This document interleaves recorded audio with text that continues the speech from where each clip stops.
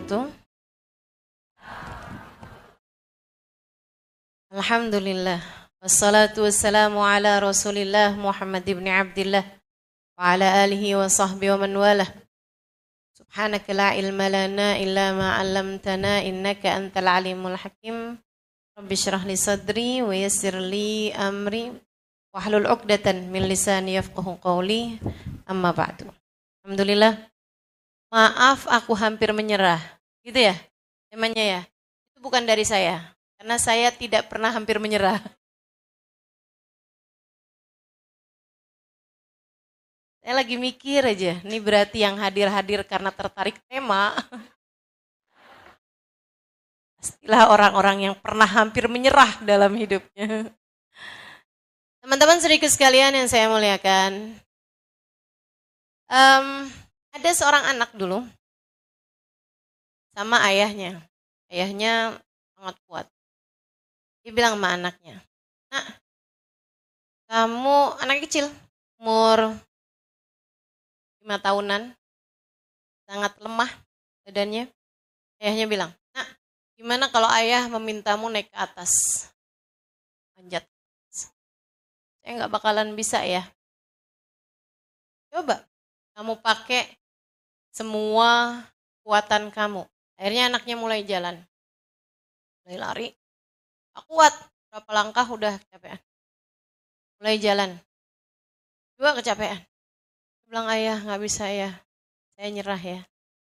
Kata ayahnya, kan ayah bilang, pakai seluruh kekuatan kamu. Saya udah pakai ya semua kekuatan saya. Tapi saya gak mampu. Saya gak bisa. Saya gak bisa ayah. Saya gak bisa naik. Kata ayahnya, kamu belum pakai satu kekuatan kamu. Dia bilang, apa ya kekuatan yang saya belum pakai? Kamu belum meminta kepada ayah untuk menggendongmu. Teman-teman sedikit sekalian, anak ini selalu berpikir bahwa yang namanya kekuatan dia adalah kekuatan badan dia, kekuatan pikiran dia, kekuatan dia gitu. Tidak berpikir bahwa salah satu dari kekuatan yang dia punya adalah minta tolong kepada ayahnya untuk membawanya ke sana. Kita dalam hidup tuh suka kayak gitu. Kamu selalu menganggap bahwa yang namanya kekuatan adalah kekuatan kamu. Kekuatan kecerdasan kamu yang tidak seberapa. Kekuatan kekayaanmu yang tidak seberapa. Betul? Kekuatan kecantikan kamu yang juga tidak seberapa. Kan kita semua nih, maksud saya bukan cuma kamu, saya juga. Kekuatan kecerdasan saya tidaklah seberapa. Kekuatan badan kita tidak seberapa. Kekuatan kekayaan kita tidak seberapa.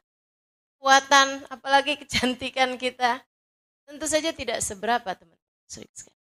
Tidak ada yang cukup untuk dapat kamu andalkan. Akan tetapi kita punya kekuatan lain yang seharusnya membuat kita tidak akan pernah menyerah dalam segala keadaan apapun, yaitu kekuatan Sang Pengendali yang telah memperkenankan kepada kita untuk kita meminta tolong padanya. Dia mengatakan, "Ud'uni astajib." Berdoalah, mintalah, niscaya akan aku beri. Panggillah namaku, niscaya aku akan menjawab panggilanmu. Kata Allah, "Fadhkuruni adzkurkum." Panggil namaku, aku akan panggil namamu. Akan tetapi kita nih dalam kehidupan, kenapa kita gampang nyerah? Karena kita lebih memilih jalan yang lain. Nasullah fa'ansahum dzikra anfusihim. Mereka lupa kepada Allah, kata Allah dalam ayat yang lain, Allah pun melupakan mereka. Itu kita yang lebih sering memilih melupakan Allah sebagai sumber kekuatan kita. Karenanya kita jadi gampang nyerah. Kita ngandelinnya kekuatan kita ngandelinnya pikiran kita ngandelinnya cantikan kita misalnya. Suami saya gak bakalan kemana-mana. Siapa yang bisa dapetin cewek lebih cantik daripada saya? Kata suaminya, ya banyak. Masya Allah. Akhirnya kan kalau kamu andelin kecantikan, kamu hanya akan bertemu dengan kegagalan. Kalau yang kamu andelin kekuatan kamu hanya akan bertemu dengan kekecewaan. Kalau yang kamu andalkan akal pikiran kamu, gak ada artinya apa-apa teman-teman sekalian. Apalagi jika kamu mengandalkan yang lain-lainnya. Kekayaan kamu misalnya. Tenang aja, semua bisa dibeli. Teman-teman, saya bilangin ya. Kamu dengan uangmu bisa beli rumah. Tapi tidak bisa membeli kenyamanan dan kebahagiaan dalam rumah. Betul? Kamu dengan uangmu bisa beli kasur paling empuk sekalipun. Yang kamu kalau tidur di situ tenggelam. Dari empuknya ya. Nggak kelihatan gitu, mandi ini mama. Nyata di dalam kasur. Teman-teman sekalian, tapi kamu nggak bakalan bisa beli tidur. Kasurnya bisa kamu beli, tidurnya emang bisa gitu kamu beli. Orang beli jual kasur mahal-mahal gitu. Saya tanyain, ini bisa nggak nih? Kalau tidur di sini pasti mimpi baik, pasti mimpi indah. Nggak bisa gitu.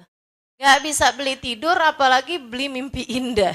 Maka teman-teman sekalian, uangmu yang kamu punya mungkin bisa beli obat-obatan, bisa bayar dokter paling mahal. Tapi apakah bisa beli kesehatan? Enggak. Berapapun uang yang kamu punya, tidak akan bisa menghalangi satu ubanmu yang mau tumbuh. Kamu gak bisa ngaca terus bilang, kulit kepala, duit saya miliaran loh. Jangan sampai tumbuh uban ya. Gak bisa teman-teman, gak ada yang bisa. Kita halang-halangin untuk bisa mendapatkan apa yang kita mau gitu. Gak ada yang bisa membuat kita melakukan apa yang kita. Karena semua kekuatan tidak ada pada uang. Semua kekuatan, sumber kekuatan bukan terdapat pada pemikiran, bukan terdapat maksudnya akal gitu ya. Bukan terdapat pada kekuatan badan, kekuatan akal, apalagi kekuatan uang, kekuatan kecantikan. Gak ada artinya apa-apa. Sebab sumber kekuatan itu hanya satu. Pemberi kekuatan hanya satu. Sebab pemilik kekuatan hanya satu. Namanya Allah. Maka kamu gak akan merasa perlu menyerah selagi kamu bersama dengan sang pemilik kuat. Kamu hanya perlu meminta. Bagaimana anak tadi nih? Salah satu kekuatannya adalah untuk meminta. Ya, tolong saya, bawa saya naik. Kan begitu? Kita dalam hidup juga seperti itu. Kamu tidak akan mungkin mampu mengendalikan hati anak-anakmu. Jangankan mengendalikan hati anak-anakmu, mengendalikan hatimu sendiri kamu gak mampu kok. Kamu tidak akan bisa mengendalikan hati suamimu. Jangankan hati suamimu teman-teman, hatimu sendiri kamu gak mampu. Gak bisa. Sumber kekuatan kita tuh cuma satu. Allah semuanya. Yang sudah mengatakan, Illa billahil aliyyil azim. War-Razzaq dzul quwwatil matin, kata Allah. La haula wala quwata illa billahil aliyyil azim. Tidak ada kekuatan untuk mendatangkan kebaikan, tidak ada kekuatan untuk menghindarkanmu dari keburukan kecuali semuanya dari Allah Subhanahu wa taala. War-Razzaq, ialah sang pemberi. Dzul quwwatil matin, ialah sang pemilik kekuatan yang sejati. Karenanya tidak ada yang pantas buat yang lemah selain untuk berkata wa ufawwidu amri ilallah innallaha basirun bil ibad, dan aku serahkan segala urusanku kepada Allah sebab dialah yang maha mengetahui segala urusan hamba-hambanya. Tidak ada yang pantas bagi kita selain kita mengatakan bismillah amantu billah tawakkaltu 'ala Allah la haula wala quwata illa billahil aliyyil azim. Dengan nama Allah, hanya dengan nama Allah kita dapat melakukan sesuatu. Amantu billah, aku beriman kepada Allah. Tawakkaltu 'ala Allah, aku serahkan segala urusanku kepada Allah. La haula wala quwata illa billahil aliyyil azim. Tidak ada kekuatan selain semuanya dari Allah Subhanahu wa ta'ala. Teman-teman, jadi kamu gak akan pernah perlu merasa menyerah.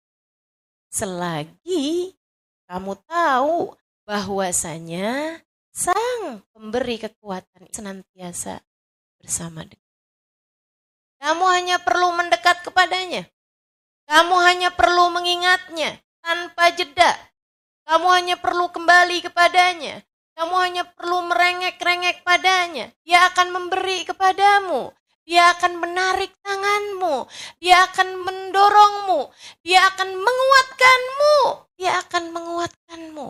Ud'uni astajib lakum. Saya punya banyak dosa. Saya punya banyak aib.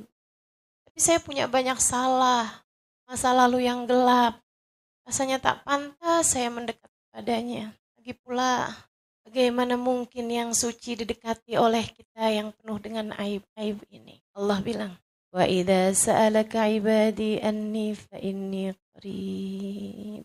Sampaikan, wahai Nabi Muhammad, apabila ada seseorang bertanya tentangku, apakah aku dekat ataukah aku jauh? Katakan padanya, fa inni qarib, aku dekat dengan dia.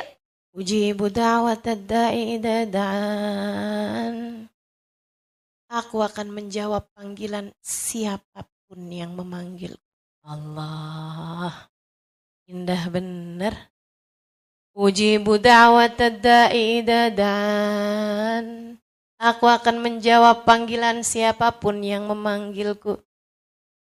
Kita nih kalau misalnya mau ngundang gubernur, mau ngundang presiden misalnya, belum tentu dia mau datang. Betul nggak?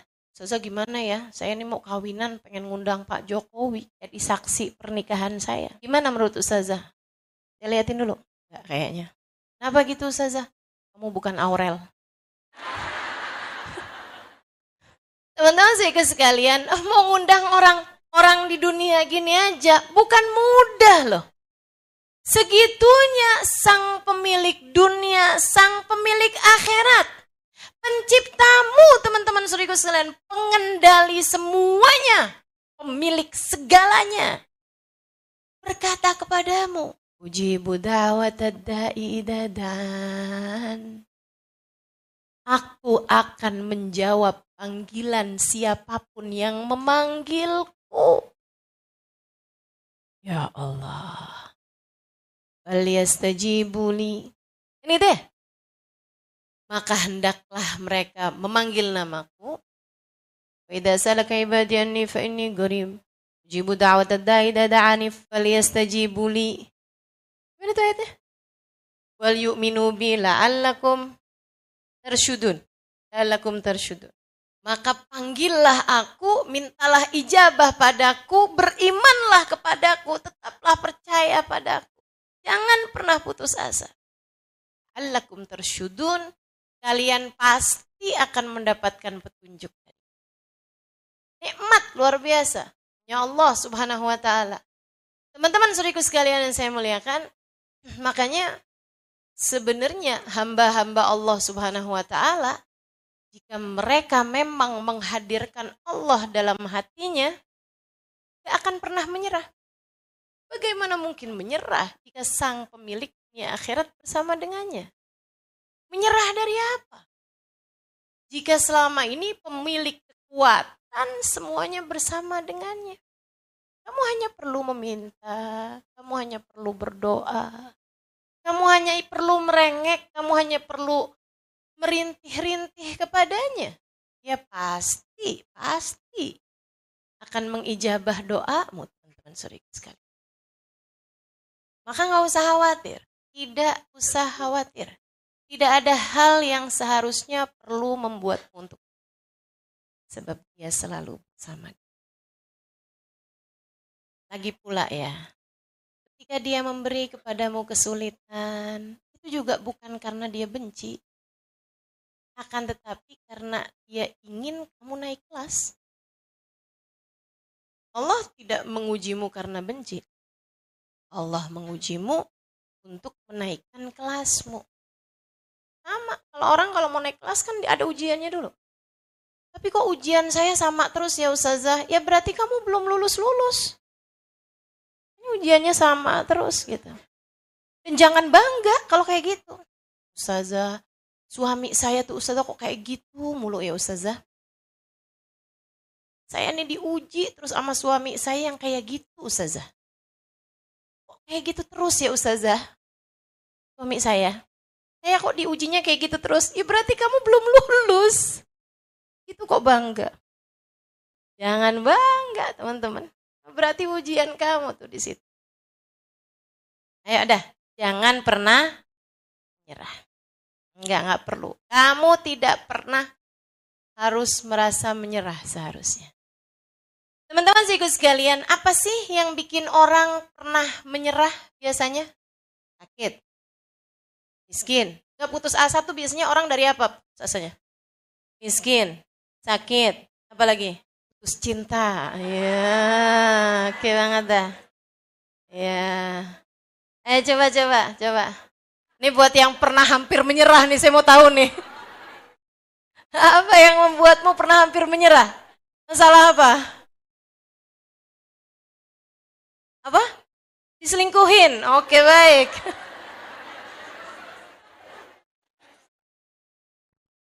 Efek layangan putus kayaknya nih.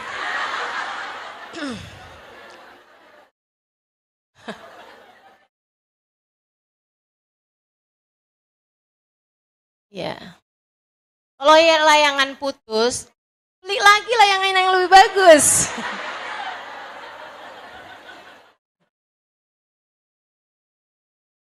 Gini ya, coba ya kita bahas satu-satu. Kalau kamu pernah menyerah karena dikasih sakit paling sakit deh gitu. Apa kayak sakitnya gitu ya? Cancer misalnya, atau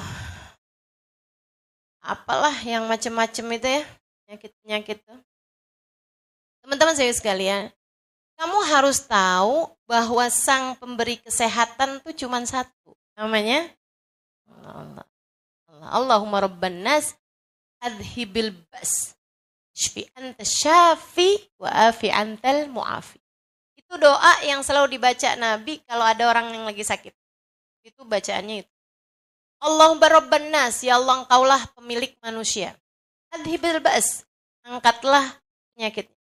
Ishfi, berikan kesembuhan padanya ya Allah. Anta syafi, sebab engkaulah satu-satunya sang pemberi kesembuhan. Wa'afi, berikanlah keselamatan bagi badannya. Angkat semua penyakitnya. Antal mu'afi, engkaulah sang pemberi selamat. Teman-teman saudara sekalian, maka tidak ada pemberi kesehatan selain Allah. Tidak ada. Deketin Allahnya.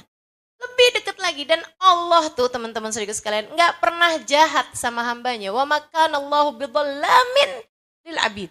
Allah tidak pernah berbuat zalim kepada hambanya. Kalau kamu dikasih sakit, itu artinya sedang ada kehendak baik dari Allah Subhanahu wa taala terhadapmu.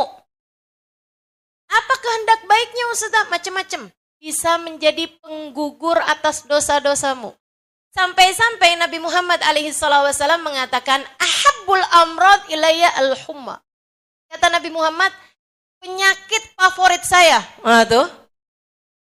Kalau itu adalah kehendak buruk, Nabi pasti nggak punya penyakit favorit. Betul nggak? Tapi Nabi itu punya penyakit favorit, teman-teman. Kata Nabi Muhammad, ahabbul amrad ilayya. Penyakit yang paling saya sukai. Sakit yang paling saya sukai adalah al-humma, sakit panas, demam. Nabi paling suka sakit demam. Kenapa gitu? Karena datang dari ujung rambut ke ujung kaki, semuanya berasa demam, panas semuanya, sehingga menjadikan penghapus dosa dari semua anggota tubuh. Makanya kalau kamu perhatikan, kebanyakan dari kita itu dikasih sakit sama Allah Subhanahu wa taala di anggota badan yang sering berbuat dosa. Coba, Ustazah mata nggak terang, dipakai apa aja tuh matanya? Ustazah sariawan, mulut nggak enak semua, tenggorokan kering. Ya emang kamu kan ngomongnya macem-macem. Suka ngomel kan. Allah lagi mau ngapusin dosa-dosanya. Kamu marah, kamu ngomel, kamu ngomong kasar, di jalanan kamu caci maki orang. Iya kan? Mentang-mentang gak kenal. Kalau mobil disalip atau apa kan gampang banget tuh. Aduh, ya Allah, orang kalau di jalanan ya, tuh jangan sampai ada nih di antara teman-teman yang kayak gitu. Kalau diapain tinggal buka kaca aja, terus ngomong. Manggil nama yang ada di kebun binatang. Jangan, jangan. Teman-teman sih sekalian, kalau ada yang mau disebut dari yang di kebun binatang, yang lucu-lucu aja. Buka kaca, kucing kamu. Panda kamu. Ya kan? Teman-teman saudaraku sekalian, jadi yang namanya sakit tuh ngapusin dosa. Saya kasih tahu. Lau araftum ma da'atullah lal ajdam, kata Nabi Muhammad sallallahu alaihi wasallam. Tentang urusan penyakit bikin kamu insya Allah nggak akan pernah nyerah. Nabi Muhammad bilang, lau araftum ma da'atullah alal ajdam, la tamannaitum an law kanu judama. Andai saja kamu tahu pemberian yang akan Allah berikan di akhirat kepada orang yang kena kusta waktu di dunianya, kalian akan berharap, ya Allah, coba aja saya waktu hidup di dunia penyakitan kusta. Kusta, lepra, penyakit yang sampai, ya tahulah teman-teman seperti apa. Walakinnal mu'min la yas'al ilal afiyah. Kata Nabi Muhammad, tapi orang mukmin nggak boleh minta sakit. Cuman maksudnya Nabi, kalau kamu dikasih sakit, yang sabar. Nanti di hari akhirat, kamu akan bikin orang-orang di sekelilingmu malah justru iri kepadamu dan berharap andai saya waktu di dunia berpenyakitan. Gitu. Jadi kalau kamu waktu hidup di dunia dikasih sakit, alhamdulillah. Ngapusin dosa, teman-teman saudaraku sekalian. Ngapusin dosa. Gitu. Kamu nangis karena sakit, nggak apa-apa. Tapi jangan pernah, bahasa Indonesianya apa ya? Jaza. Apa bahasa Indonesianya? Kayak nyala-nyalahin takdirnya Allah gitu. Dosa apa nih saya? Kenapa kok saya dikasih sakit kayak gini? Tuh malaikat kalau bisa jawab, iya banyak.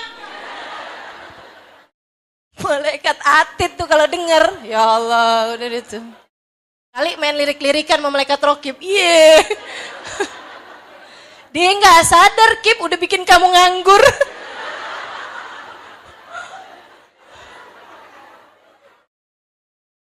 Dosa apa katanya? Dosa kita banyak, teman-teman. Makanya kalau lo dikasih sakit, nggak ada yang paling pantas kita ucapkan selain yang diucapkan Nabi Muhammad alaihissalam, alhamdulillah ala kulli hal. Terima kasih ya Allah atas keadaan apapun yang kau berikan padaku. Sebab Allah tuh lagi sangat baik. Allah nggak mau kamu pulang ke negeri akhirat dengan membawa dosa. Kamu dalam hidupmu ini ada beberapa sakit yang kamu alami gitu. Kayak gitu. Dan kamu kalau ngelihat orang sakit juga kamu mesti mikirnya kayak begitu. Orang-orang baik berarti Allah lagi pengen ngapusin dosanya tuh. Sebab orang tuh suka kayak gini. Kalau yang dikasih sakit dirinya, nih penghapusan dosa, nih Allah maha baik sama saya. Giliran orang lain yang dikasih sakit, dosanya banyak tuh. Walat tuh sama saya kayaknya tuh. Masya Allah, Masya Allah. Gak gitu. Nah ya, jadi semua sakit-sakit kita adalah tanda cinta Allah SWT. Innallaha idza ahabba abdan ibtalah. Nabi Muhammad gitu. Allah tuh kalau cinta sama seorang hamba, diujinya hamba tersebut. Dikasih sakit, saya ingat Ubabah Khadijah. Syekh Abu Bakar bin Salim, waktu saya mungkin beliau, lagi saya ziarah ke almarhumah ya, meninggal dunia. Saya ceritakan di buku Bidadari Bumi 1. Bagaimana beliau ketika meninggal dunia menganggap kematiannya sebagai sebuah pesta. Ya kan? Jadi diundang sama Allah, udah siap-siap, rapi, gitu kan. Mandi, wangi-wangi gitu. Senyum terus. Saya mau pergi nih kondangan katanya. Masya Allah. Tahu-taunya maksudnya beliau dengan kondangan adalah meninggal dunia. Pergi pesta kata beliau. Teman-teman sedikit sekalian saya muliakan. Nah, Hubabah Khadijah ini ada seorang kawan saya ngadu kepada Hubabah Khadijah. Hubabah doain dong, nih tenggorokan saya sakit banget nih, gak enak makan, susah nelon gitu. Hubabah tolong saya, Mbak Khadijah sebagai orang yang memang penuh rahmat, penuh kasih sayang sama tiap orang ya. Dia letakkan tangannya di tenggorokannya, doain Allahumma rabbana bil basyir. Doain sama beliau. Tapi habis itu ngomong kayak gini, kamu tuh ya sabarnya dikit amat sih. Baru dikasih gini aja lo minta sembuh. Kamu tahu nggak? Ngeri nih. Ucapan orang yang tahu bahwa sang pemilik kekuatan bersama dengannya. Ucapan orang yang menjadikan hidupnya buat Allah Subhanahu wa taala, antara dia sama Allah Subhanahu wa taala. Ucapan seseorang yang faham inna salati wa nusuki wa mahyaya wa mamati lillahi rabbil alamin. Hidupku, matiku, salatku, semua ibadahku hanya untuk Allah Subhanahu wa taala, hanya untukmu ya Allah. Ucapannya ketika lagi pegangin lehernya orang yang lagi sakit nih, bilang kayak gini, kamu nih sabarnya dikit amat sih. Baru dikasih gini aja loh pengen minta sembuh. Kamu tahu nggak? Saya tuh kalau beberapa hari sama Allah nggak dikasih sakit, saya suka nanya, ya Allah apakah engkau sudah lupa kepada hambamu Khadijah? Kenapa gitu Hubabah? Bukankah Nabi Muhammad bilang, innallaha idza ahabba abdan ibtalah. Allah apabila cinta kepada seorang hamba, diujinya hamba tersebut. Diujinya hamba tersebut. Saya kalau lama nggak dikasih sakit, saya nanya sama Allah, ya Allah apakah engkau sudah lupa kepada hambamu Khadijah? Kok semuanya baik-baik semua ya, kepala nggak pusing, perut nggak mules, kaki nggak pegel-pegel. Allah apa udah lupa ya sama saya, gitu katanya, subhanallah. Ya udah, nanti kalau sakit-sakit lagi saya ajarin kayak gini nih. Kalau kamu lagi sakit mata, kamu bilang, ya Allah makasih. Jadikan ini sebagai pengguguran atas dosanya mata saya ya Allah. Ampuni segala dosanya mata ya Allah. Dan ampuni juga dosa dari anggota badan saya yang lain ya Allah. Makasih ya Allah. Gitu. Insya jangan pernah menyerah. Gak perlu nyerah. Semuanya dari Allah kok. Kemarin waktu saya di Pontianak, ada seorang kawan. Waktu saya beberapa tahun yang lalu datang, dia sehat-sehat aja, seger-seger aja. Nah, kemarin waktu saya datang, dia udah kena stroke ringan. Jadi dia udah setengah badannya ini udah lemah sekali ya. Jadi yang bisa digerakkan hanya sebelah aja gitu. Alhamdulillahnya yang kiri. Yang kanannya masih baik-baik aja. Tetap semangat. Jalan udah pakai tongkat, tangan yang sebelah udah nggak bisa digerakin. Semangat. Saya tanya sama dia kan, ini sakitnya diabetes dari apa namanya? Dari diabetes apa dari darah tinggi? Terus dia bilang dari diabetes Ustazah. Berapa diabetesnya? 800 Ustazah. Dia bilang, oh kembali 200. Iya Ustazah. 800.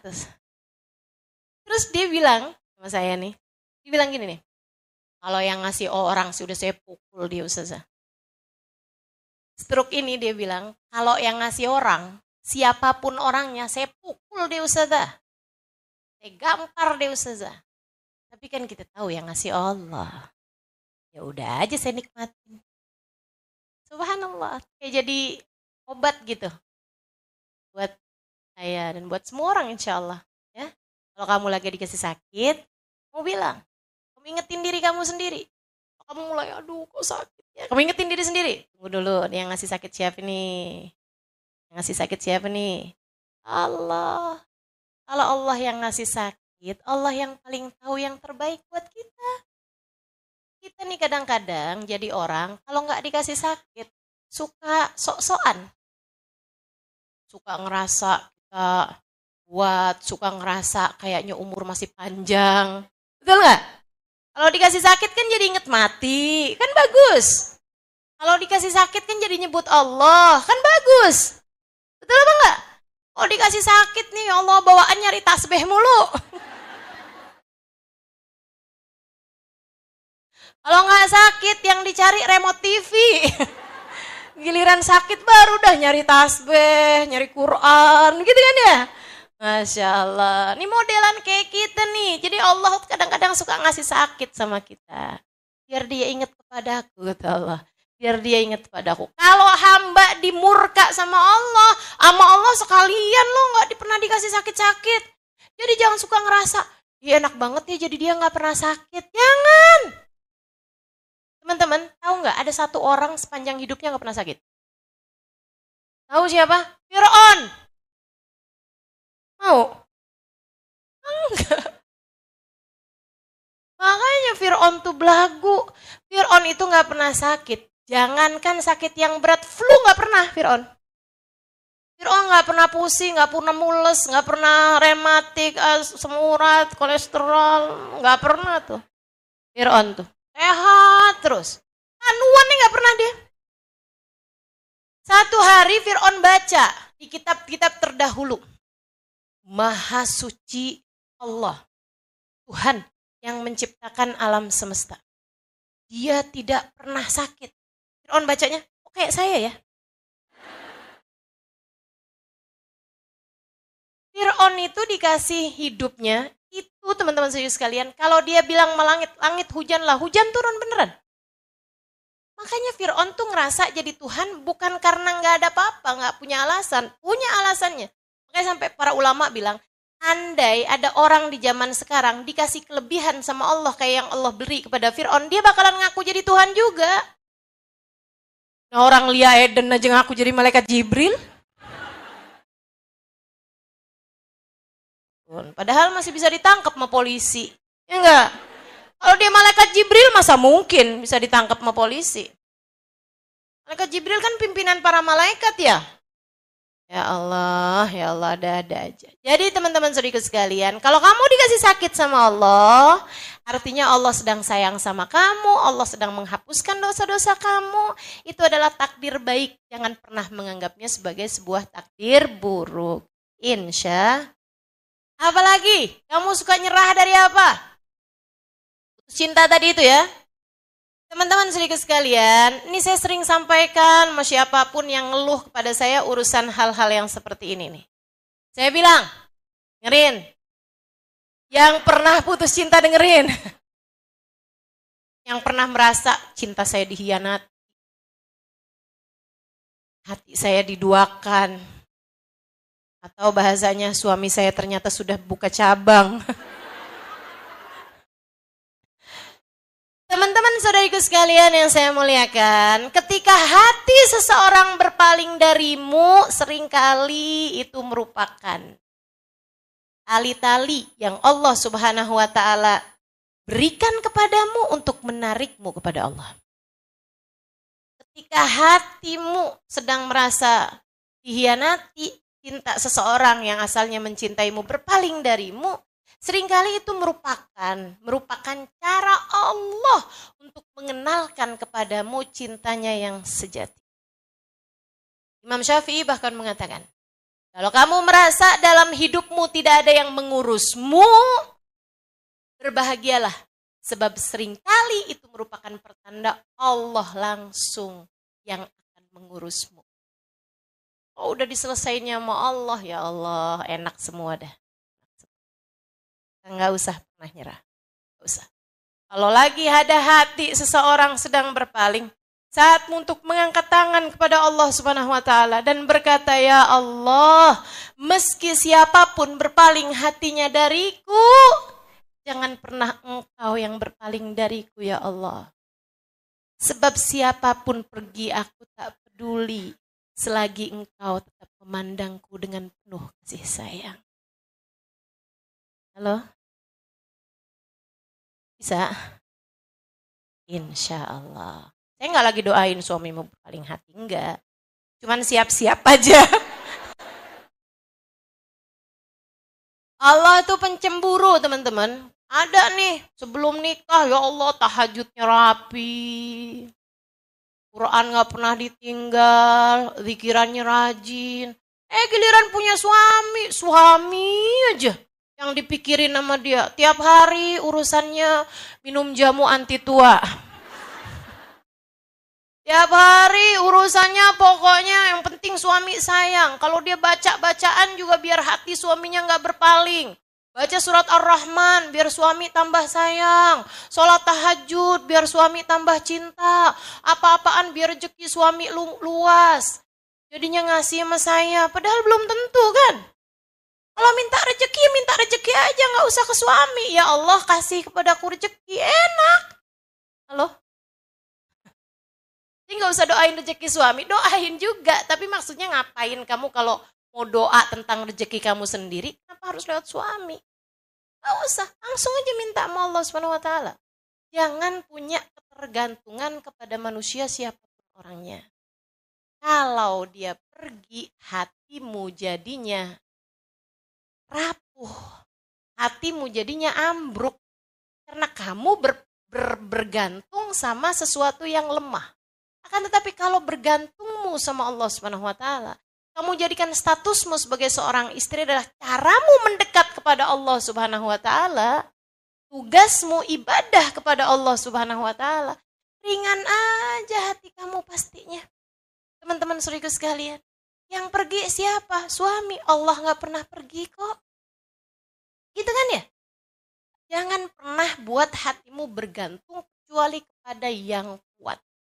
Kalau kamu senderan, gantungan sama yang lemah, jatuh kamu berduaan sama dia. Betul apa enggak? Senderan sama kaleng kerupuk ya rubuh. Saya enggak bilangin suami kamu kaleng kerupuk ya. Walaupun agak mirip, enggak. Teman-teman saudaraku sekalian, saya muliakan, jangan pernah bergantung sama yang lemah. Udah, benerin hubunganmu sama Allah, kamu tidak akan pernah menyerah dari apapun. Dan saya kasih tahu kabar gembiranya, kalau hubungan kamu baik sama Allah, kamu hidup di dunia secara sederhana. Oh, yang kemiskinan sekarang. Kalau ada di antaramu yang pernah menyerah karena kemiskinan, ibu, adik, kakak, saya kasih tahu, sesedikit apapun rizkimu cukup untuk membiayai hidupmu. Tapi sebanyak apapun rezekimu, uangmu nggak akan pernah cukup jika untuk membiayai gaya hidupmu. Dengar? Sesedikit apapun rezekimu cukup kalau hanya untuk membiayai hidupmu. Buat makan, buat pakai baju, itu cukup. Saya nggak pernah kok ngeliat orang dari miskinnya sampai kemana-mana nggak pakai baju. Kamu kenapa kok nggak pernah pakai kerudungan? Saya miskin ustazah. Nggak pernah saya. Nggak pernah. Teman-teman saudaraku sekalian saya muliakan, nggak pernah saya lihat orang dari miskinnya sampai nggak pakai baju. Saya nggak pernah lihat sampai sekarang orang yang dari miskinnya sampai nggak bisa makan gitu. Nggak pernah kok saya. Semuanya dikasih sama Allah. Urusan untuk hidup nih, makan, pakaian gitu kan. Pasti Allah Subhanahu wa taala bakalan kasih, teman-teman saudaraku sekalian. Bakalan kasih, nggak usah khawatir. Urusan rezeki makanan nih ya. Ya, dengerin. Kamu dalam perut ibu kamu tuh, pernah ada yang kelaparan apa enggak? Ada enggak dokter periksa, wah anak ibu stres nih. Dalam kandungan ibu anakmu stres. Kenapa gitu? Kelaparan. Ya Allah. Rezekinya disampaikan. Ibu menurutmu mana yang lebih rumit? Ngasih rezeki sama janin dalam kandungan, apa kepadamu yang sekarang udah mulai kelihatan di CCTV? CCTV Indomaret kelihatan tuh. Kamu kalau masuk Indomaret. Teman-teman sekalian, kamu udah ada di atas muka bumi ini. Udah jelas semuanya rupa-rupanya. Allah gak bakalan lupa ngasih sama kita makanan. Tenang aja. Gak bakalan lupa Allah SWT buat ngasih kepada kita makanan. Teman-teman sekalian, pernah ada seorang bapak sama seorang anak. Gitu ya. Anaknya bilang, ya Allah Pak, kita hari ini udah gak punya apa-apa nih Pak. Kita bakalan tidur dalam keadaan lapar nih Pak nih hari. Bapaknya bilang kayak begini, jangan GR nak. Kok GR Pak? Jangan bangga dulu, jangan sombong kamu. Kok gitu Pak? Ya itu kan hidupnya caranya para nabi, para wali nak. Kita mah gak nyampe nak segitu. Gak lama kemudian datang orang ketuk pintu. Ngasih makanan, dia bilang kita lagi ada kenduri, lagi ada hajatan. Kirimin makanan tuh, karena kita mah gak bakalan dibiarin lapar sama Allah. Yang lapar itu Nabi Muhammad. Sampai mengganjal perutnya dengan batu. Kita gak bakalan pernah sampai di derajat seperti itu. Yang lapar itu para perempuan-perempuan solehah. Sayyidah Aisyah tahu rasanya lapar. Berbulan-bulan tidak ada yang masuk dalam perut kami lal aswadain kecuali air kurma. Sayyidah Aisyah pernah. Sayyidah Fatimah pernah, wahai Abu Ayyub, kirimkan daging ini kepada putriku Fatimah, akan menjadi makanan pertama yang masuk dalam perutnya sudah 3 hari 3 malam. Tapi kalau yang kayak kita-kita, nggak bakalan sama Allah dijadiin lapar. Jadi tenang aja. Kamu mengeluh terhadap kemiskinan, enggak, kamu nggak miskin. Kamu bukan miskin, kamu hanya kurang syukur. Kamu hanya memperbanyak tuntutan dalam hidupmu. Ngerasa perlu buat kredit panci. Ngerasa perlu buat ikutan jalan-jalan. Gitu kan? Ngerasa perlu. Padahal kamu gak pergi jalan-jalan, gak apa-apa. Kan begitu ya? Padahal kamu gak pergi ke mall, gak apa-apa. Pernah gak ada orang masuk rumah sakit? Kenapa tuh? Gak belanja 2 bulan? Pernah lihat? Ya pernah. Jadi teman-teman saudaraku sekalian, udah.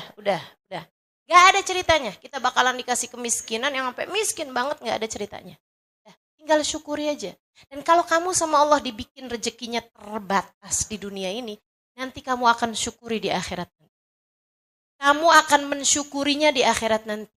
Karena itu merupakan doanya Nabi Muhammad SAW untuk keluarganya. Allahumma ja'al rizqa alin nabi kafafa. Ya Allah, jadikanlah rizki keluarga Nabi Muhammad hanya yang secukupnya aja.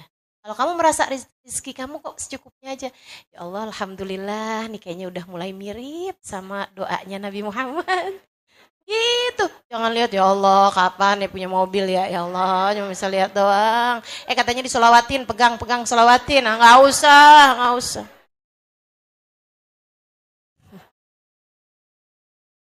Nggak usah. Kalau Allah lihat kamu perlu, kamu bakalan dikasih. Ya, kalau Allah lihat kamu perlu, kamu bakalan dikasih. Kalau kamu dikasih yang secukupnya, karena Allah Maha sayang sama kamu. Takut kamu hisabnya kepanjangan di hari akhirat. Kan? Dah, gak usah ada yang perlu membuatmu menyerah. Cukup bagimu untuk selalu mengangkat tanganmu kepada Allah Subhanahu wa taala. Ya Allah, aku lemah. Namun aku tak pernah takut. Sebab bersamaku ada Engkau Zat yang Maha Kuat. Ya Allah, aku miskin. Namun aku tak pernah takut. Sebab bersamaku ada Engkau Zat yang Maha Kaya. Ya Allah, aku bodoh. Namun aku tak pernah takut. Sebab bersamaku ada Engkau Zat yang Maha Tahu segala. Ya Allah, kuatkanlah aku dengan kekuatan-Mu. Karuniakan, pahamkan kepada aku ilmu-Mu. Ajari kepada aku ya Allah cara mendekat kepadamu. Bimbing aku dan pandanglah aku senantiasa dengan pandangan kasih sayang. Rabbana zalamna anfusana wa illam taghfir lana wa tarhamna lanakunanna minal khasirin. Rabbana atina fid dunya hasanah fil akhirati hasanah wa qina adzabannar. Da'wahum fiha subhanakallahumma wa tahiyyatuhum fiha salam. Akhiru da'wana Alhamdulillahi Rabbil Alamin. Ila hadratin Nabi. Semoga semua yang hadir tempat ini dikaruniai kekuatan untuk bersandar hanya kepada Allah. Ala hadhihi niyah wa ila hadratin Nabi. Al-Fatihah. Bismillahirrahmanirrahim. Alhamdulillah Rabbil Alamin. Ar-Rahmanirrahim. Maliki yaumiddin. Iyyaka na'budu wa iyyaka nasta'in. Ihdinas siratal mustaqim. صراط الذين أنعمت عليهم غير المغضوب عليهم ولا الضالين آمين. اللهم بحق الفاتحة برمة الفاتحة بركة الفاتحة تفتح لنا أبواب الخير تؤملنا مؤاملة أهل الخير تكفينا من جميع الفتن والمهن بؤس وضير إنك ولي كل خير متفضل بكل خير برحمتك يا أرحم الراحمين. اللهم إنا نسألك زيادة في الدين بركة في الأمور وصحة في الجسد سعة في الرزق وتوبة قبل الموت وشهادة عند الموت مغفرة بعد الموت وعفوا عند الحساب وأمانا من العذاب ونصيبا من الجنة وارزقنا النظر إلى وجهك الكريم. اللهم عافنا من بلائك وأوزعنا شكر نعمائك وأذقنا برد عفوك وحلاوة مناجاتك. اللهم يا مقلب القلوب ثبت قلوبنا على دينك. يا محول الأحوال حول حالنا إلى أحسن الحال وعافنا من أحوال أهل الضلال وفعل الجهال اللهم إنا نسألك من العقول أوفرها ومن الأذهان أسفها ومن الأعمال أزكها ومن الأخلاق أطيبها ومن الأرزاق أزلها ومن العافية أكملها من الدنيا خيرها ومن الآخرة نعيمها بحق سيدنا محمد صلى الله عليه وعلى آله وصحبه وسلم. اللهم ربنا آتنا في الدنيا حسنة في الآخرة حسنة وقنا عذاب النار. دعواهم فيها سبحانك اللهم وتحيتهم فيها سلام. آخر دعوانا أنil hamdulillahi rabbil alamin. Ada satu doa yang pengen saya ajarkan kepada teman-teman saudaraku sekalian. Kalau nanti nggak keburu buat nyatetnya, nanti saya akan taruh di Instastory Instagram saya atau di feed Instagram saya ya. Jangan ada yang nanya beli Instagram di mana. Ikuti saya. Bismillahirrahmanirrahim.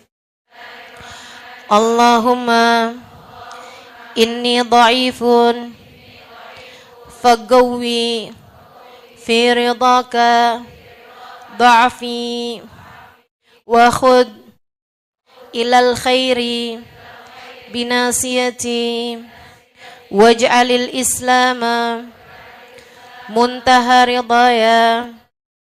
Allahumma inni dha'ifun faqawwini wa inni dhalilun fa'izzani wa inni faqirun fa'aghnini ya arhamar rahimin. Sallallahu ala sayyidina Muhammadin wa ala alihi wa sahbihi wa sallam.